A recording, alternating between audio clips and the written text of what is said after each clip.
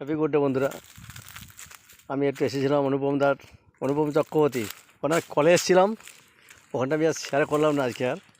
তা দেখলাম জঙ্গলের কাছে আমি এসেছি, জঙ্গলের মধ্যে দিয়ে বাড়ি যাচ্ছে আর কি। একটুখানি শেয়ার করলাম, জঙ্গলের মাঝে আমি একটু ভিডিও করলাম। এই দেখো ইউক্যালিপটাস গাছ সমস্ত এগুলো। হ্যাঁ, সুন্দর একটা পরিবেশ, একদম এত সুন্দর ঠান্ডা, এমনি মনে হয় যে ঘুমিয়ে যায় এখানে। খুব ভালো পরিবেশ। আর এইখানে হাতিটা দিয়ে বেরোয় না, এই দিকটাতে। এই দেখো, একটু শেয়ার করলাম। আমি জঙ্গলের ভেতরে আছি। গাছগুলো ঠিকমতো এখানে পুরষ্ট হয়নি।